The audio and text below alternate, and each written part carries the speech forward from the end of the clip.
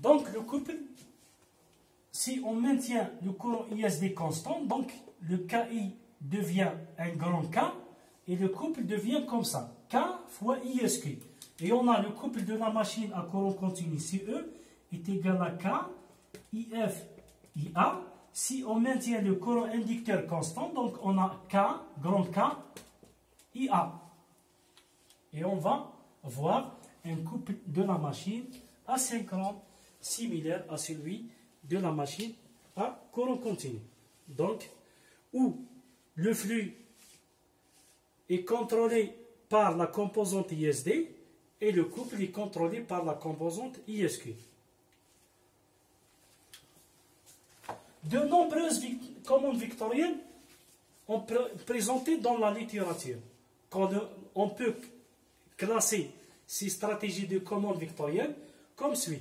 Selon le mode d'alimentation, on a deux types de commandes, commande en tension et commande en courant. Selon la détermination du position du flux, on a la commande vectorielle directe qui nécessite l'observation ou la mesure et la commande vectorielle indirecte qui ne possède pas une boucle de régulation du flux par rapport à la commande directe. Donc, la commande vectorielle indirecte, on contrôle la fréquence du glissement, c'est-à-dire le flux il est imposé, n'est pas régulé. Mais dans la commande vectorielle directe, le flux est régulé. Et on va détailler ça par la suite. Il y a une famille de classification selon l'acquisition du flux. C'est-à-dire, on peut faire des observations sur un modèle fondu par des équations rotoriques ou sur un modèle basé sur le stator ou par un observateur qui comporte les deux. Il y a aussi une autre classification selon l'orientation. On a les commandes vectorielles par orientation du flux rotorique, il y a la commande vectorielle par orientation du flux statorique et celle de l'orientation de l'entreferme.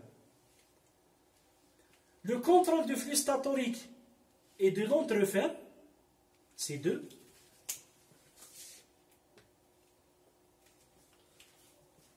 l'orientation du flux statorique et de l'entreferme n'assure pas un découplage total. En plus, ils sont très compliqués par rapport à celle du rotor, car le modèle est plus simplifié que celui du flux statorique et d'entreferme.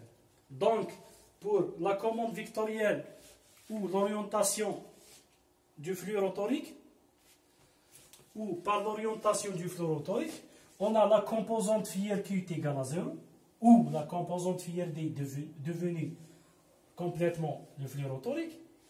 Pour l'orientation du flux statorique, on a la composante phi Q qui est égale à 0.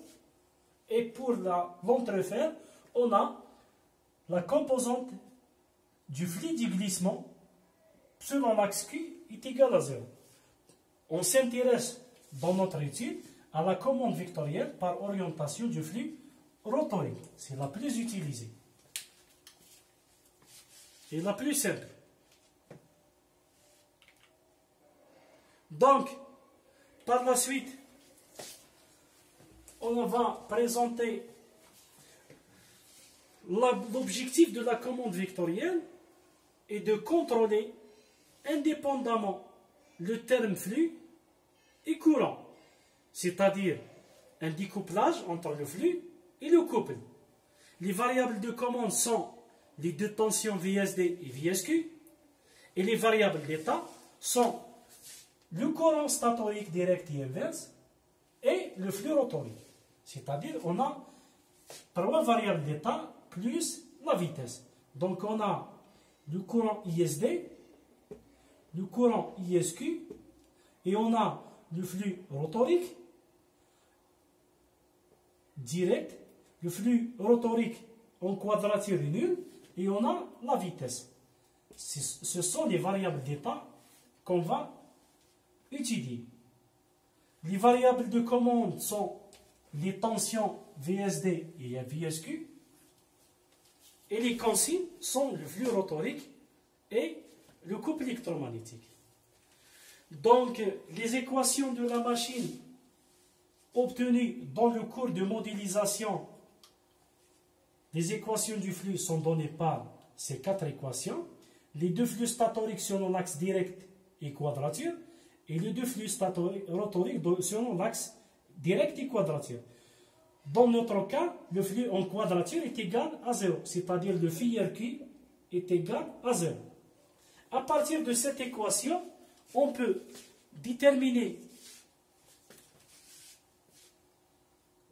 l'équation qui lie le flux rotorique avec la composante directe du flux statorique. Les tensions statoriques dans un repère lié au champ, on a ici une commande vectorielle par orientation du flux rotorique. On utilise un repère lié au champ. Les équations des tensions obtenues dans le cours de modélisation des machines asynchrones sont les suivantes, où on va imposer la condition de découplage ici. C'est-à-dire que à partir de cette équation,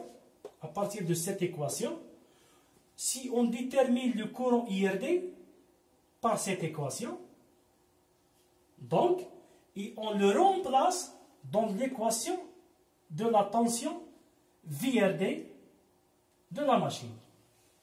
En plus, en imposant la condition de découplage, c'est que le phi RQ est égal à 0.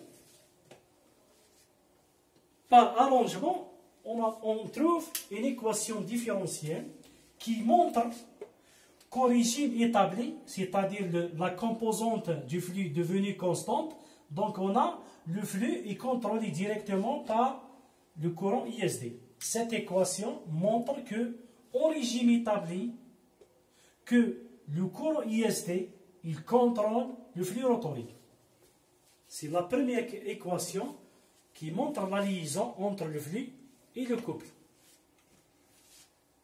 Donc, on a la première équation qu'on a montrée dans le découplage.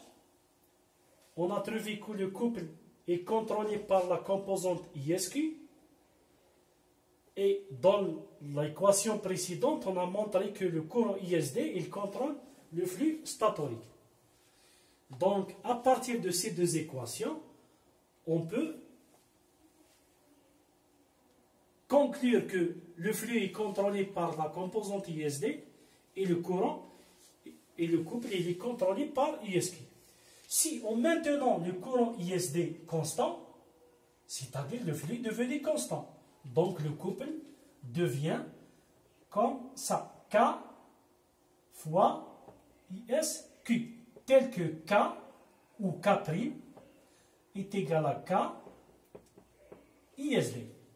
Donc si ISD est constant, donc la quantité elle est devenue K' et le couple il est proportionnel au courant ISQ. Donc on a démontré qu'on peut avoir une machine asynchrone similaire à celle d'une machine à courant continu par orientation du flux rotorique selon l'axe D.